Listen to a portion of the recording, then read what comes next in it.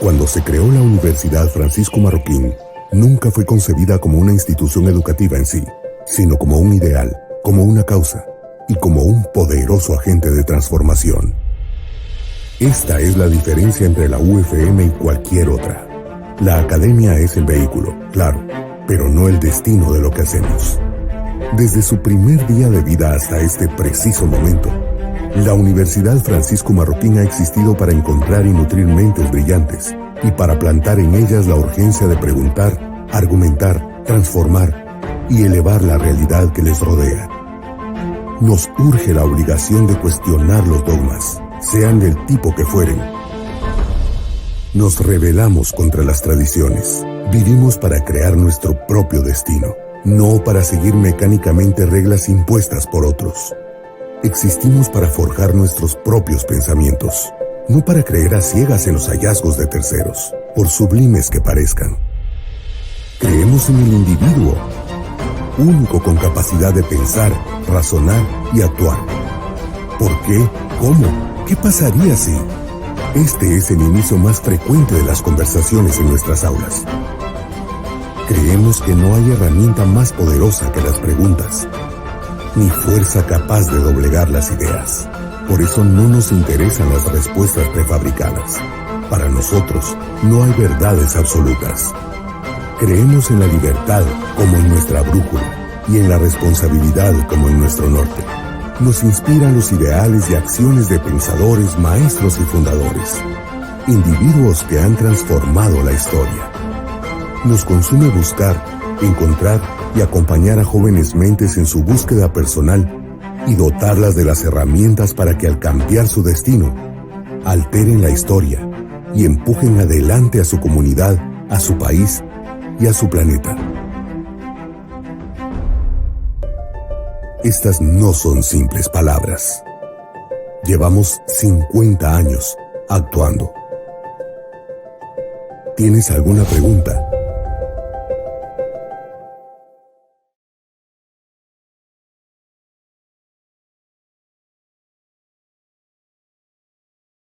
Hola, ¿qué tal? Buenas tardes. La Escuela de Cine y Artes Visuales de la Universidad Francisco Marroquín les da la bienvenida a este espacio de conversación, de intercambio de ideas acerca del cine.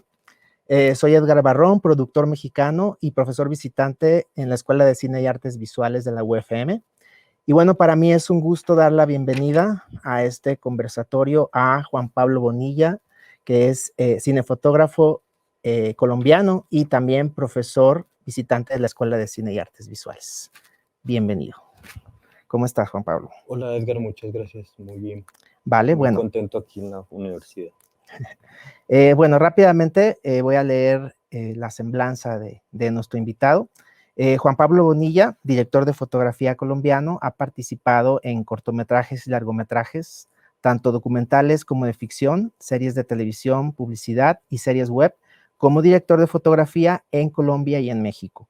En 2019 obtuvo el premio a Mejor Director de Fotografía en los premios Puracé del Festival de Cine de Cortometraje de Popayán. Muchos de los proyectos en los que ha participado han sido ganadores de premios, reconocimientos y nominaciones en festivales y muestras nacionales e internacionales, en festivales como Clermont-Ferrand en 2019, los premios India Catalina y el Festival de Cine de Guadalajara en 2018, el Salón Internacional de la Luz en el 2012, entre otros. Es profesor visitante de la Escuela de Cine y Artes Visuales de la UFM, donde imparte el curso de diseño de iluminación cinematográfica a segundo año y World of Cinema a estudiantes de tercer año. De nuevo, Juan Pablo, bienvenido. Bueno, el arte de la dirección de fotografía es el tema que vamos a abordar en esta ocasión.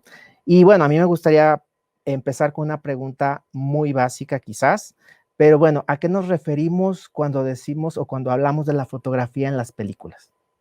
Gracias, Edgar.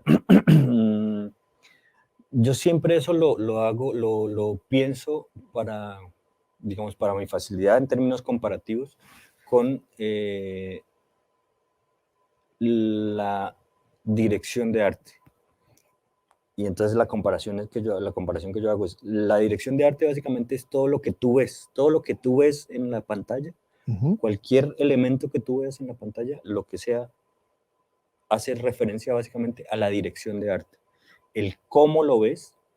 Si tú estás viendo una chaqueta, por poner un ejemplo, de cuero negra, mm, el cómo es esa chaqueta de cuero negra, si la ves con textura, si la ves sin textura, si la ves, no la ves negra, sino que la ves marrón. El cómo ves tú esa imagen que estás viendo es básicamente la dirección de arte. El cómo se te presenta esa imagen. Esa imagen que básicamente la dirección de fotografía, perdón. El cómo se te presenta esa imagen. Es decir, la dirección de arte te presenta una imagen construida con objetos, construida con texturas, construida con elementos. Y la responsabilidad del director de fotografía es que eso se vea, que la información que te está brindando la imagen se vea de una determinada forma que está íntimamente relacionada, que debe estar íntimamente relacionada con la historia. Es decir, Ok. cómo ves tú la imagen es básicamente la dirección de fotografía. Ok. Y ahora que repetimos tanto la palabra fotografía, ¿qué relación tiene, o sea, cuando decimos fotografía en el cine con la fotografía convencional, analógica? Básicamente la historia, digamos, eso viene de pensar en la historia de la fotografía, Ok. mm, en términos de entender que el cine, tú lo que estás viendo en el cine son eventualmente 24 fotogramas por segundo, 24 imágenes distintas por segundo. Ok. Entonces la relación está ligada a la historia del cine desde el momento, a la historia de la fotografía fija, de la fotografía análoga fija de hace, de 1820, no recuerdo la fecha exacta, mm, pero digamos, esos inicios de la fotografía, a la par con los inicios de la imagen en movimiento, fueron los que le dieron vida a lo que yo llamo la arqueología del cine. Ok. Entonces quiere decir que la técnica para fotografiar en cine, en esencia, es la misma técnica que la fotografía analógica, la fotografía fija. No es la misma técnica, pero los principios son básicamente los mismos. Tenemos las mismas herramientas, tenemos las mismas maneras de iluminar de alguna u otra forma, sin perdernos de la directriz que estás haciendo imagen en movimiento. Ya. Es decir, mm, la luz está constantemente entrando a la cámara, lo que hace, ya marca una diferencia rotunda entre cuando tú haces una imagen estática, que es solamente de un instante, a cuando tú haces una imagen en movimiento. Así la escena, digamos, no se mueva, la cámara sí que está todo el tiempo recibiendo esa información de esa escena. Ok, ok. Y ahorita que mencionabas acerca de los principios básicos, ¿podemos hablar un poco más acerca de qué son estos principios? Los principios básicos de la fotografía, Sí, dices. exacto. Las Ok, herramientas de exposición que tengo yo en la fotografía estática son básicamente las mismas herramientas de exposición que tengo yo en la fotografía para cine. Mm, mm, pues como en términos así muy ok, generales, las herramientas, básicamente las herramientas que tengo yo para hacer una fotografía estática son las mismas herramientas que tengo para hacer una fotografía en movimiento. ok. Ya entran luego, cuando estoy haciendo fotografía en movimiento, otros elementos que tienen que ver con la narración, tienen que ver con las técnicas, o las técnicas no, sino las herramientas técnicas que pueden desarrollar de alguna manera el cómo vas a contar tu historia, teniendo en cuenta justamente que estás haciendo imagen en movimiento y no estás contando una historia con una sola imagen que no se mueve de ninguna forma. Ok. La composición también sería otro elemento a considerar, o sea, que se retoma también de la fotografía fija para el cine, ¿o no? Sin duda alguna la composición es fundamental y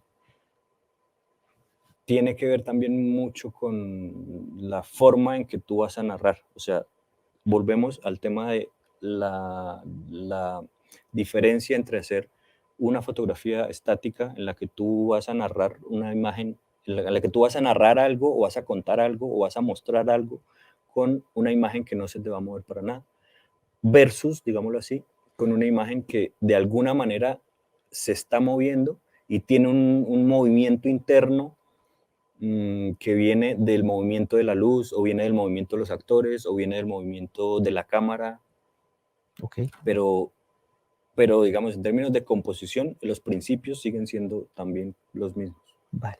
Y bueno, ya que estamos regresándonos en el tiempo, ¿no? Al origen, digamos, de la fotografía, como la conocemos ahora en el cine, ¿qué piensas tú o cómo nos explicarías cómo evolucionó, digamos, de ser foto fija a foto en movimiento?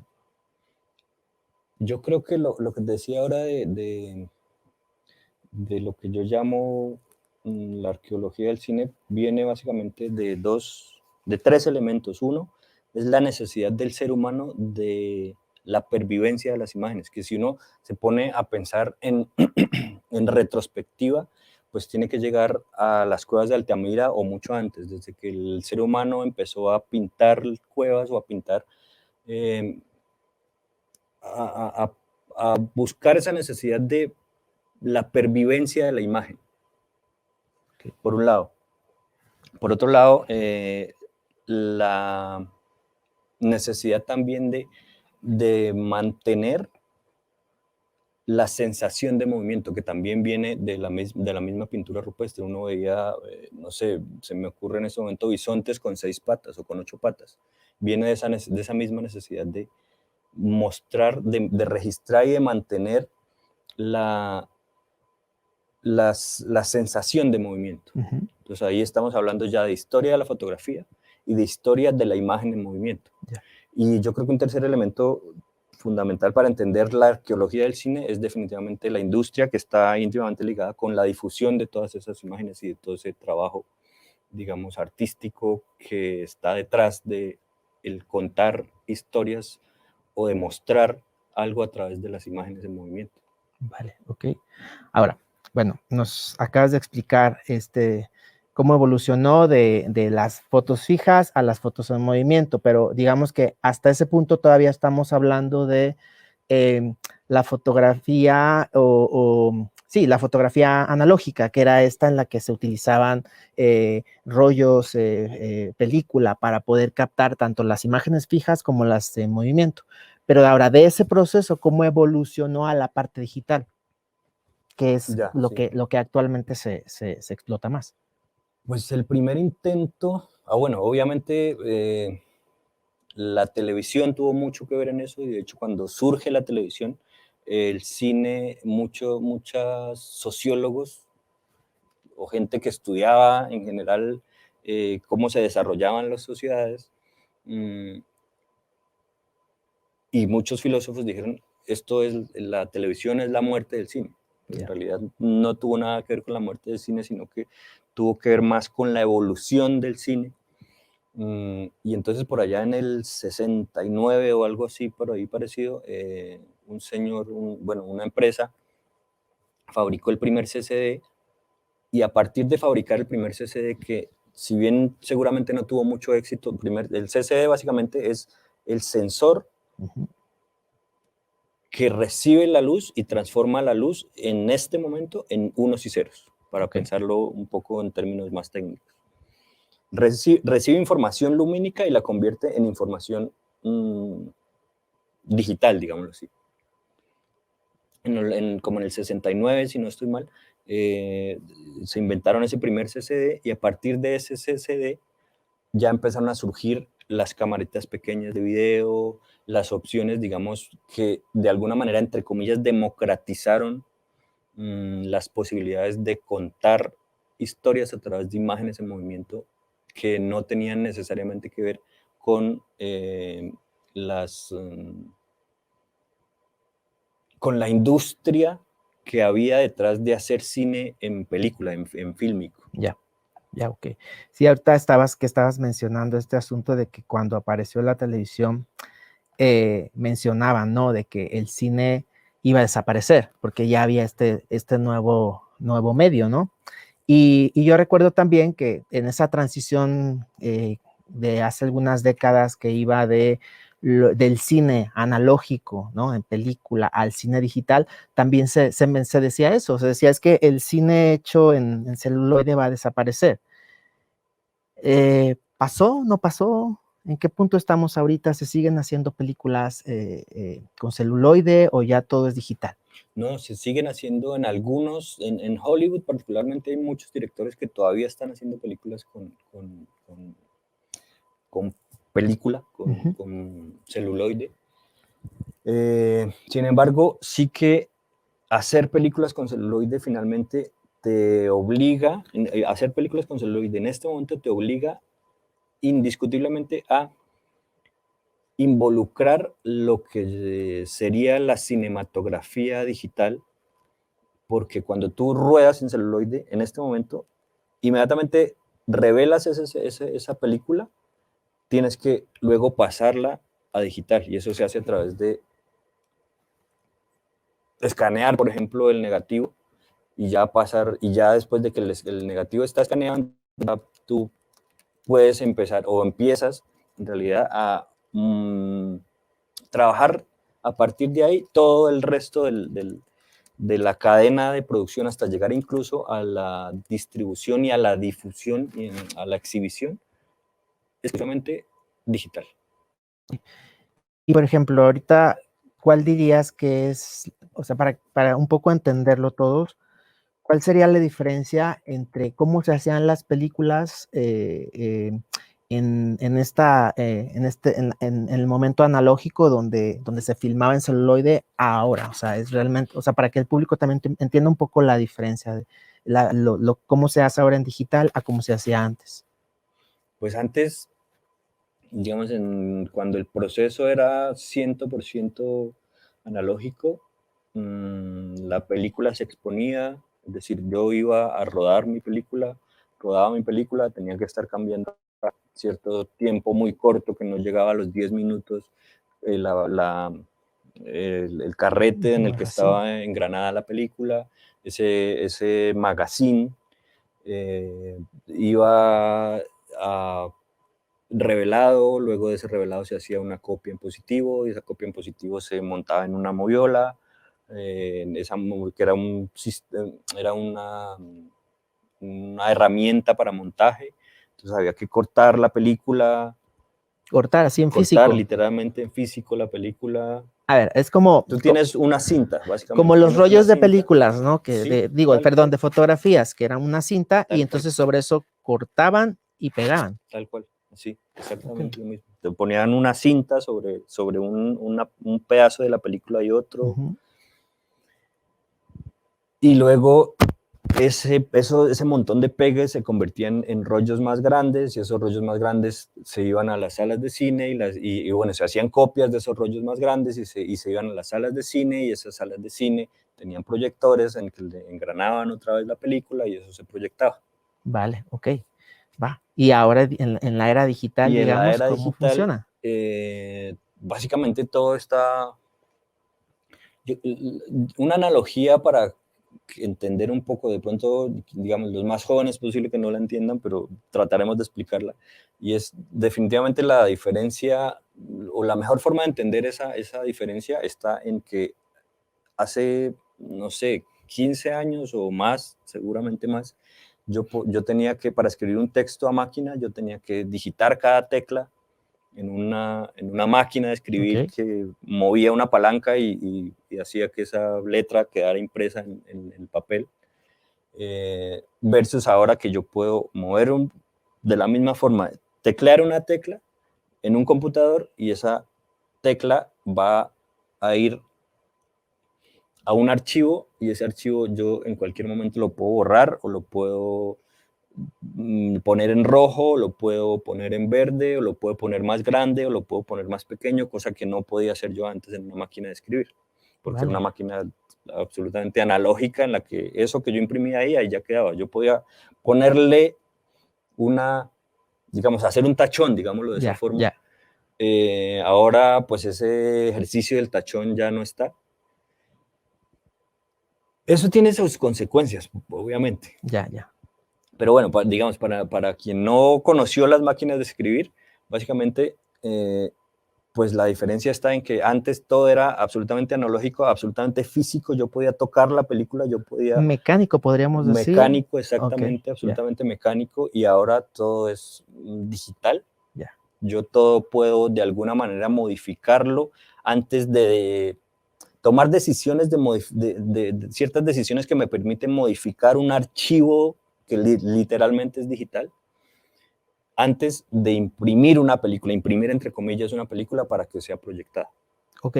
Y hace un momento que mencionabas que, por ejemplo, en Hollywood se continuaba haciendo cine filmado en celuloide. ¿Eso se debe a un asunto nostálgico o a un asunto de calidad? Yo pensaría que se vea un asunto nostálgico hasta hace no mucho tiempo, en realidad, hasta te hablo de 5 o 7 años. Podríamos pensar en que había ciertas,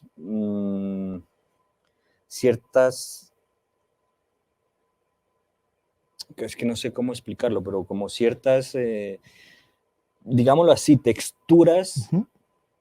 que te podía brindar el cine y que te podía brindar el tema de los aluros de plata que se convierten en aluros, perdón, que se convierten en, se me olvidó la palabra, pero es un proceso químico Ujú. que ocurre en la película cuando tú expones la película a la luz. Ya. Pasa distinto ahora en el digital, que todo, digamos, esa exposición del el sensor a la luz ocurre de manera 100% digital. Por lo tanto, lo que yo estoy haciendo es convirtiendo la luz en unos y ceros. Lo que yo estaba Ujú. haciendo antes era convirtiendo la luz en algo que seguía siendo algo físico. Ok. Hasta hace 7 años podría ser que hubiera algo parecido a algo parecido que va más allá de la nostalgia, Ok. y podría pensarse en algo que esté relacionado con los procesos químicos y el gusto por los procesos químicos y digamos incluso ciertas, no sé si densidades se entienda, pero digamos, está relacionado con que sí te brindaba la película ciertas características que no te iba a brindar el digital. Ok. En este momento, yo pienso particularmente que el digital, de alguna forma, ha superado el análogo Ujú. y lo va a seguir superando. Ok, y ahorita que te estaba escuchando, estaba recordando yo que cuando eran las cámaras fotográficas de rollo, eh, había una cosa que pasaba mucho, y es que tú tomabas tus fotografías, llevabas tu rollo, tu película a revelar, y de repente ibas a recogerlo y no había fotos.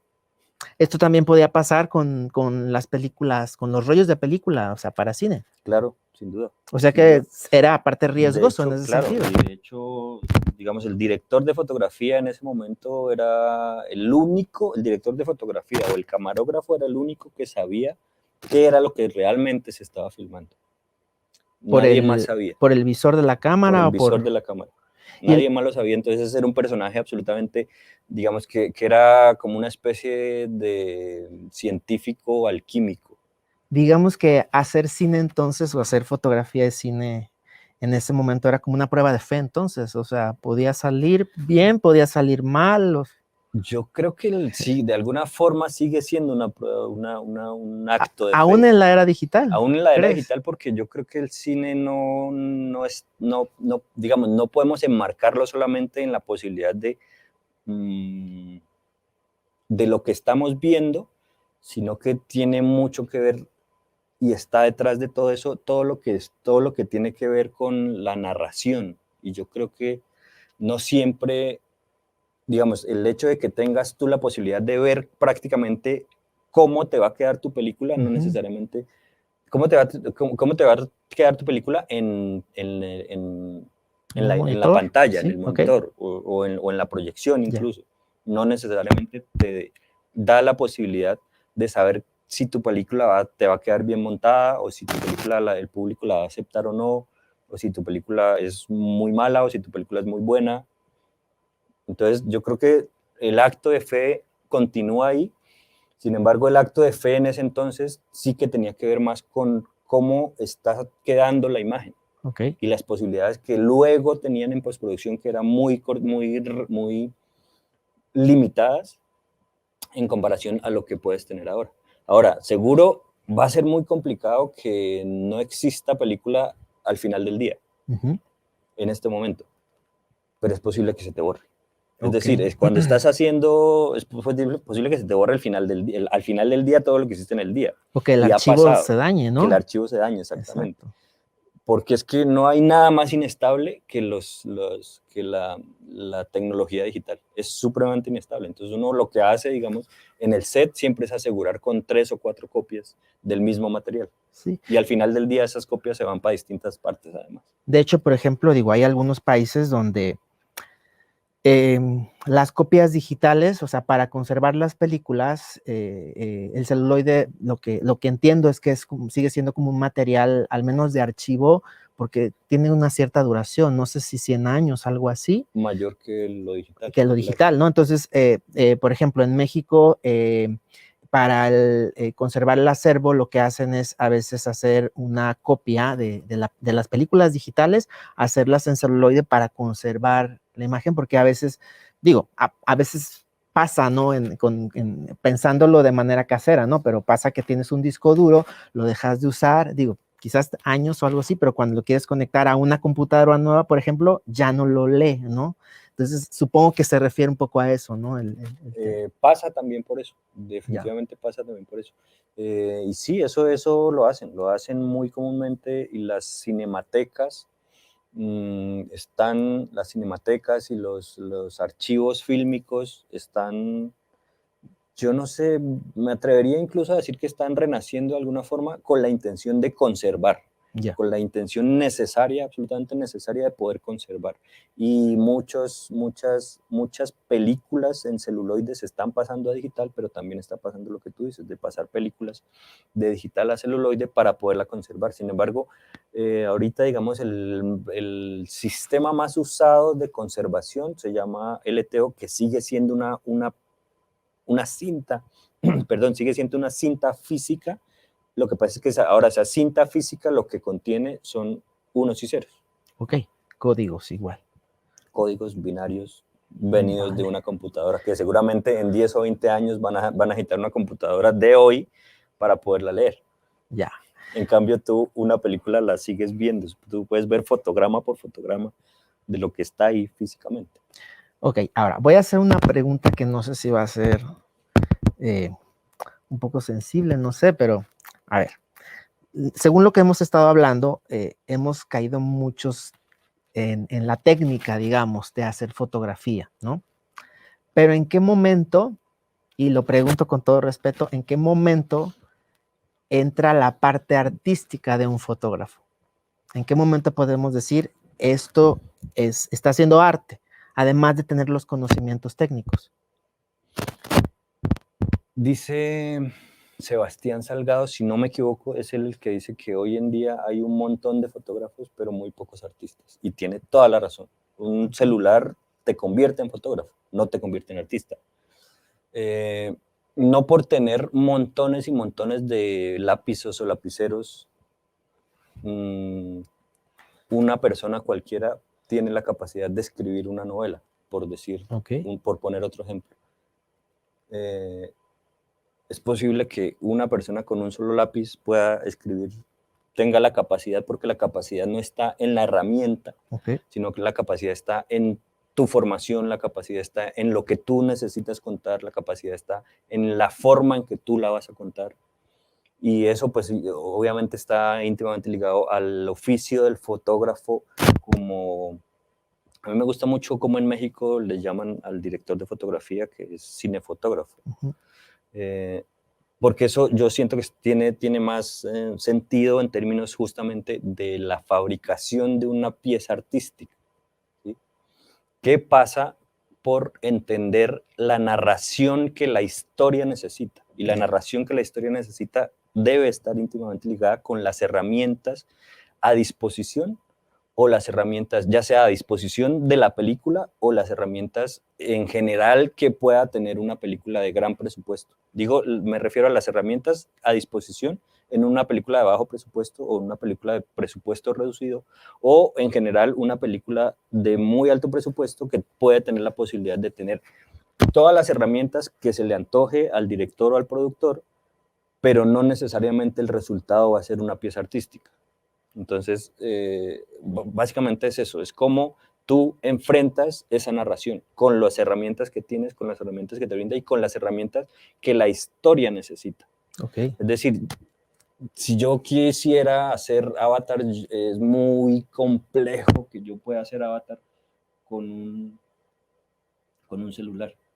Yo necesito ciertas herramientas, al margen de pensar si Avatar es o no es una pieza artística, porque esa es otra discusión. Okay. Es muy difícil que yo pueda hacer Avatar con un celular. Necesito ciertas herramientas muy particulares para poder contar la historia como está contada en Avatar. Okay. Volvemos a las cuevas de Altamira. Los que pintaron las cuevas de Altamira no tenían pinceles de pelo de Marta. Uh-huh. Es decir, pero ahora, ¿qué posibilidades artísticas te brinda el pelo de Marta versus las posibilidades que te brinda tus dedos? Pues eso ya depende de... ¿Cómo los utilizas? Sí, en mi país dicen exactamente, en mi país dicen no es problema del indio, sino de la flecha, o viceversa, no es problema de la flecha, sino del indio. Okay. Depende de cómo, del contexto en el que lo estés usando, y si te refieres a que la herramienta no es la que hace al artista, o que el artista tampoco va a hacer la herramienta. Sin embargo, yo sí creo que tiene que haber una concatenación y una hibridación, un maridaje muy íntimo entre el desarrollo científico y el desarrollo técnico de las herramientas uh-huh. y las formas que tú puedes tener de narrar. Lo que acabo de decir básicamente, las cuevas de Altamira no las pintaron con un pincel de pelo de Marta, pero sí que hay obras que están muy bien pintadas y que no hubieran sido posible pintarlas si no hubiera existido el pincel de pelo de Marta. Ya. Sí. Hace un momento que estabas hablando acerca de los recursos que tienes como fotógrafo y cómo eso te da como el material de trabajo para poder hacer, para poder crear arte, digamos. Me estaba acordando de una discusión que me ha tocado como presenciarla en diferentes lugares, ¿no? Y es que dicen, ¿qué es lo correcto actualmente? Decir, filmar pensando como en este proceso de lo que hablábamos, de la fotografía analógica, o grabar porque ya se está haciendo de manera digital. ¿Cuál es tu postura respecto a eso? O sea, ahorita que estabas mencionando este asunto de que te gusta que, por ejemplo, en México le llamen a la actividad cinefotógrafo por toda la parte artística que conlleva, ¿cuál es tu postura respecto a qué sería lo correcto decir ahora en la era digital? ¿Podemos seguir diciendo filmar o necesariamente es grabar?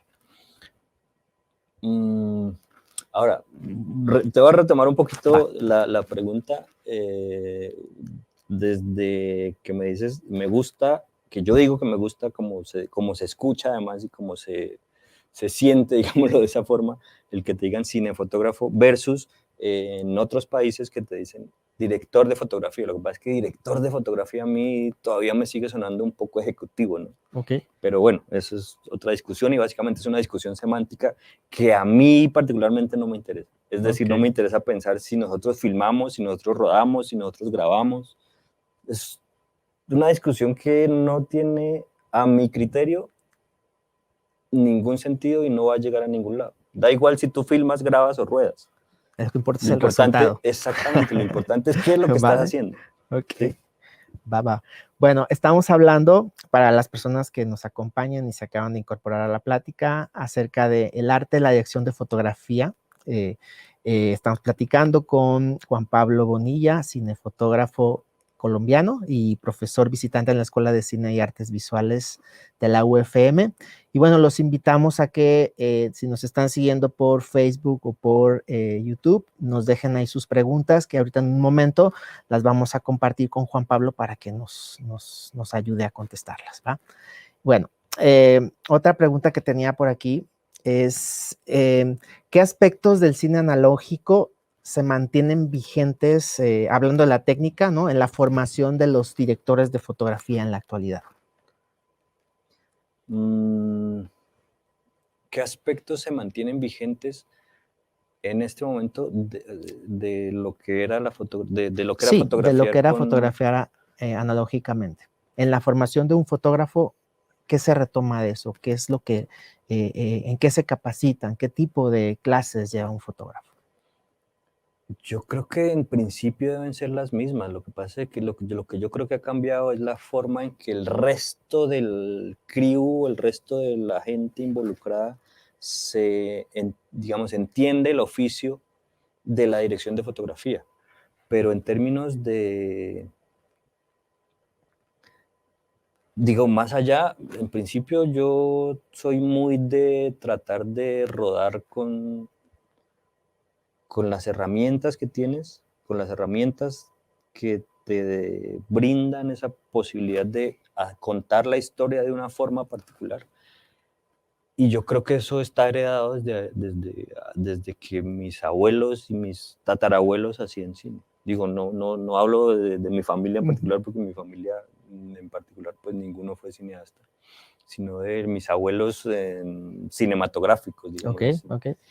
Yo creo que hay algo que de pronto, o sea, pensaría en principio, vería el panorama un poco más con la perspectiva del vaso medio vacío que el vaso medio lleno, en términos de que, por ejemplo, ahorita tienes, no sé, 17, 37 o 4 o 5 monitores en los que la gente puede ver lo que estás haciendo.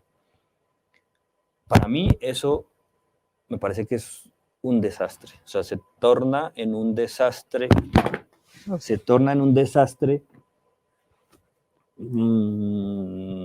si en un desastre logístico en el que termina todo el mundo opinando, y con todo respeto lo digo yo, todo el mundo termina opinando desde la ignorancia. Es decir, yo no sé cómo un matemático está desarrollando un algoritmo para cualquier cosa. Y yo vengo y le pregunto al matemático, a pesar de que yo le estoy viendo todos sus números en el tablero, vengo y le digo, pero ¿por qué no esto lo haces mejor así? Yo que mi discalculia es realmente severa.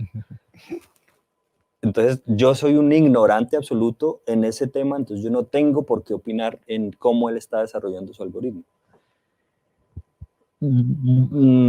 Digo desde la ignorancia porque es que nosotros con el director, la directora, el director o directora de arte y todo el resto de las cabezas de equipo, incluso gente que nos ayuda, que no necesariamente son las cabezas, llevamos 7 meses, llevamos 1 año detrás de esta película desarrollando la forma en que vamos a contar esa película. Y de pronto llega un señor o un señor o una señora o señorita, que estaba haciendo el domicilio y como claro, vio que todo el mundo está viendo los monitores, pues él también se sentó a ver los monitores y entonces empezó a opinar sobre la película, sobre cómo estás haciendo tu trabajo, desde la ignorancia absoluta. Y yo creo que eso ha sido un daño terrible. Y por esa línea, pues yo creo que la cuenta puede ser... Bueno, y esto estará un poco relacionado también, ¿crees tú, a este asunto de que también en la actualidad la gente, por ejemplo, a veces cree que todo lo hace la cámara?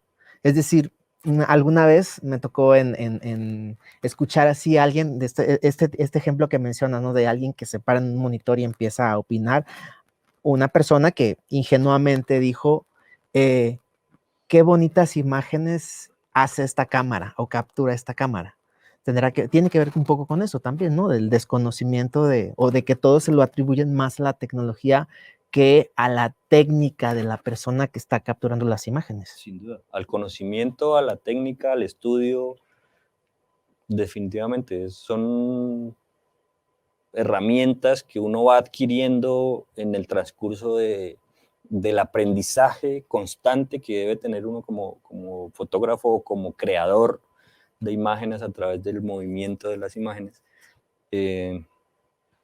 Pero sí, la cámara no hace, ninguna cámara hace imágenes bonitas. Las imágenes bonitas las hacen las personas que están detrás de las cámaras. O feas, porque es que si la película me pide a mí hacer imágenes feas, pues yo tengo que hacer imágenes feas. Ya. ¿Sí? La congruencia con los proyectos. Exactamente. ¿No? Ok, bueno, vamos a empezar a leer las preguntas del público. Muchas gracias por acompañarnos y por interesarse en esta charla. Tenemos una pregunta de Fabricio Díaz, que es alumni de la Escuela de Cine, que dice, ¿qué tan importante en la actualidad es utilizar un exposímetro de fotografía? Sobre todo ahora que ya podemos ver las imágenes en un monitor. Para mí, desde mi perspectiva, es supremamente importante. No necesariamente para medir cómo la cámara va a recibir la imagen, sino para medir cómo estoy yo distribuyendo la luz en el espacio, distribuyendo y moldeando la luz en el espacio, más que para medir cómo la cámara está recibiéndola. Sin embargo, ahorita mismo hay herramientas que te permiten. Hay dos herramientas que para mí son fundamentales, que te permiten sí utilizar el exposímetro de algún modo para acercarte a la medición que está haciendo la cámara, o la medición o a la forma en que la cámara está recibiendo la luz. Una es una, ¿puedo decir marcas? Bueno, supongo que sí. ¿Sí? Una es una herramienta de Sekonic, que es básicamente una carta que te permite generar perfiles de exposición. Okay. Es decir, te permite decirle a tu exposímetro dónde está el gris medio de tu setting. Esto es como los códigos de colores que se usaban en el video. Las barras de colores. Las barras de color. Ajá. No. Okay. No, pero no sabría cómo hacer la analogía con eso. Pero no. Ok, bueno, pero bueno.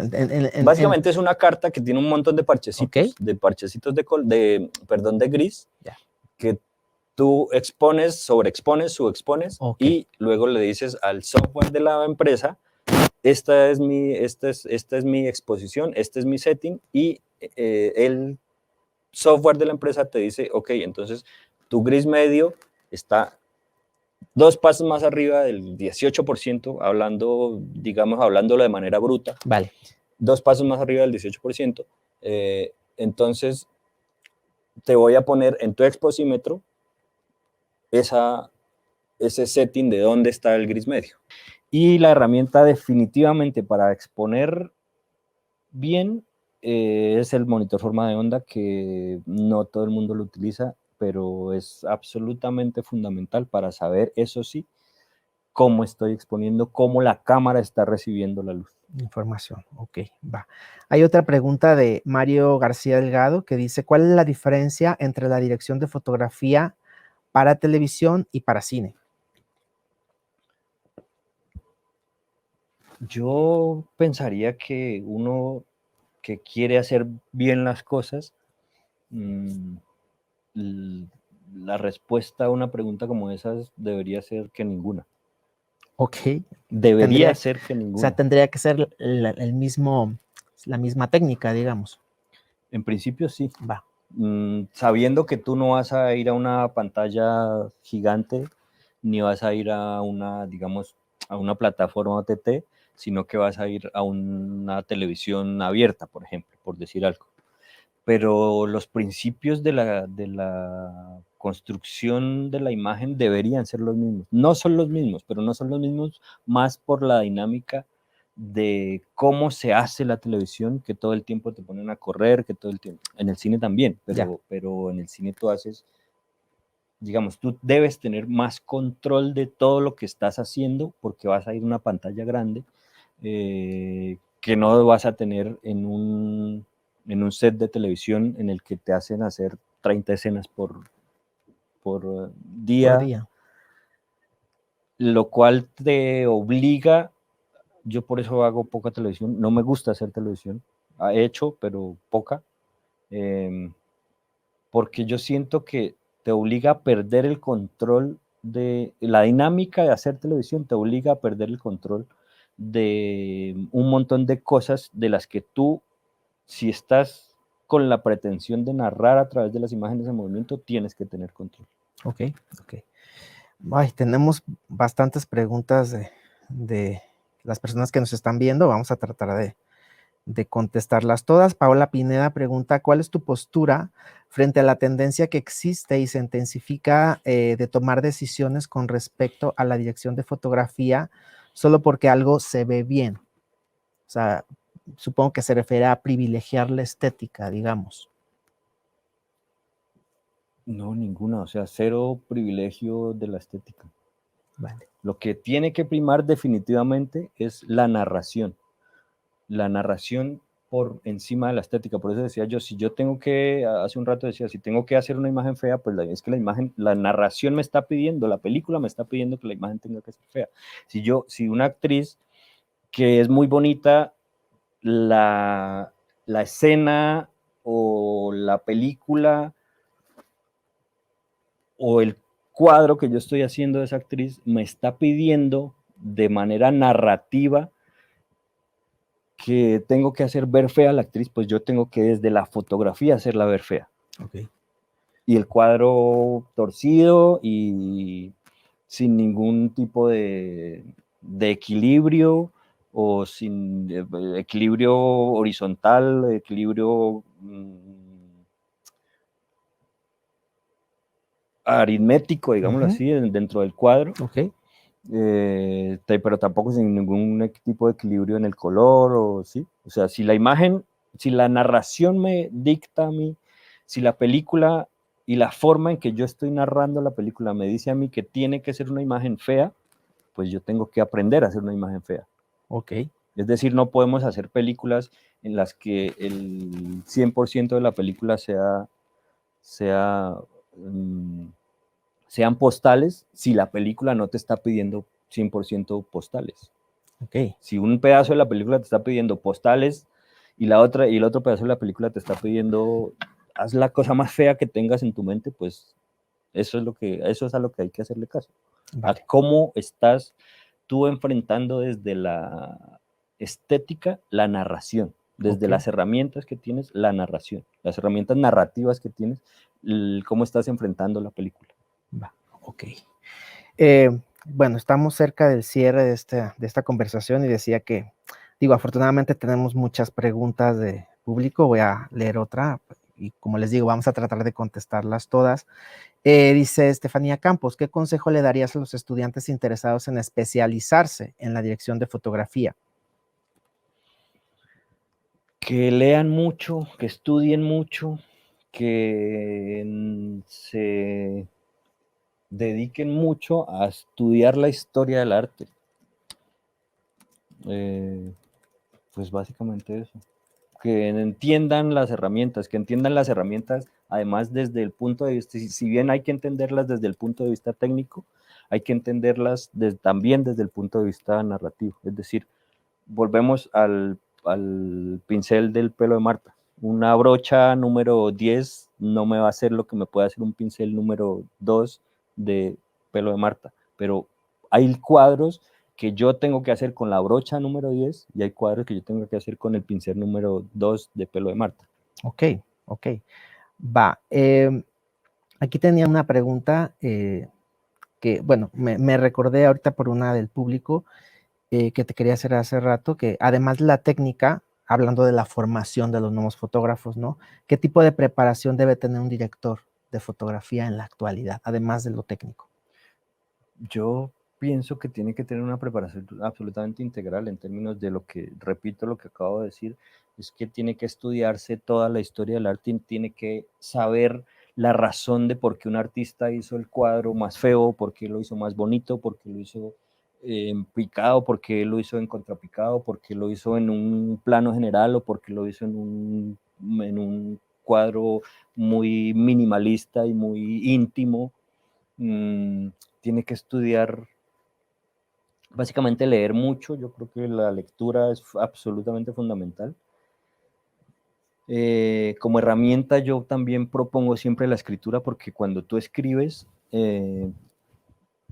estás consensuando tus ideas, y tú puedes ser un genio y tienes 37 ideas sobre un plano en tu cabeza, pero si tú la escribes, estás poniendo en el papel eso que tú lograste consensuar entre todas tus ideas. Okay. Estudiar política, Estudiar sin de duda, todo. estudiar de todo, tiene que ser una... Vivir, ¿no? Exactamente, vivir, exactamente. Vale. Tal cual, vivir, esa es la mejor Vamos definición perdón, vamos a leer la última pregunta porque sí, ya estamos a punto de terminar esta charla. Esta es de Stephanie Falla y pregunta, ¿consideras que hay diferencias cruciales entre organizar, digamos, que un equipo de fotografía en publicidad que en cine? Hablando del equipo de trabajo, o sea, de tú como fotógrafo y tu equipo, hablando de publicidad versus cine. Yo vuelvo al tema de lo que te va a dictar eso es definitivamente la forma en que tú necesitas narrar. Yeah. Si una publicidad te dice una cosa en términos de cómo la vas a narrar, pues tienes que encontrar de manera asertiva cómo vas a armar tu equipo. Si una película que no tiene nada que ver con la publicidad que tú acabas de hacer te está diciendo que ese equipo que tú utilizaste en el comercial no te va a servir para nada en la película porque es un equipo más pequeño, porque es un equipo que tiene una experiencia distinta, porque es un equipo que viene de, no sé, de trabajar con carros en acción, y tú vas a hacer una película en la que no necesitas carros en acción, sino que necesitas imágenes muy estáticas, imágenes muy quietas, imágenes muy que te van a ayudar a pensar, que te van a llevar a pensar, quiero decir, no ayudar, sino a llevar a pensar, por fuera de la pirotecnia visual que te puede brindar el comercial que tú acabas de hacer, pues entonces ese equipo hay que armarlo definitivamente de manera distinta. Ok. Bueno, no sé si contesté. Sí, igual creo que podríamos entenderlo entonces que se refiere mucho al tipo de proyecto, ¿no? A las características del proyecto, más que a lo que puede usarse, ¿no? Hablando, yo pensando, por ejemplo, ahorita en los tamaños de los crews, ¿no? Que son para publicidad contra los de cine, o sea, que a veces en publicidad se gasta mucho más dinero, los tabuladores son otros, ¿no? Pero bueno, al final sí, creo que tiene que ver con eso, ¿no? Con el tipo de proyecto que estamos haciendo y las necesidades que tiene. Pues, Juan Pablo, muchas gracias por esta charla. De verdad, disfruté mucho haber platicado contigo. Y bueno, nos hubiera gustado extendernos un poco más. Espero que no sea la última vez que platicamos y que nos acompañes en este espacio. Muchas gracias de nuevo por compartir con nosotros tu tiempo. A la universidad, muchas gracias. Bueno, ojalá me vuelvan a invitar. Claro que sí, aquí nos estaremos viendo. Es más, que vamos apalabrando ahorita la siguiente charla, ¿ok? Bueno, y a las personas que nos acompañan, en nombre de la Escuela de Cine y Artes Visuales de la Universidad Francisco Marroquín, les damos las gracias por habernos acompañado en esta conferencia. Los invitamos a seguirnos en redes sociales para que estén al tanto de las actividades que se realizan, ya sea virtual y presencial, en la Escuela de Cine, de estas charlas acerca de cine. Pueden seguirnos en redes sociales o bien checar esta información en la página de cine.ufm.edu. Y bueno, recordarles, invitarlos a que inscribirse a la Masterclass de Dirección de Fotografía para Cine y Televisión, impartida por nuestro invitado Juan Pablo Bonilla, que como les decía es este viernes 24 y sábado 25 de septiembre. Los informes para todo esto en la página igual de la Escuela de Cine, que es cine.ufm.edu. Muchísimas gracias por habernos acompañado. Muy buenas tardes.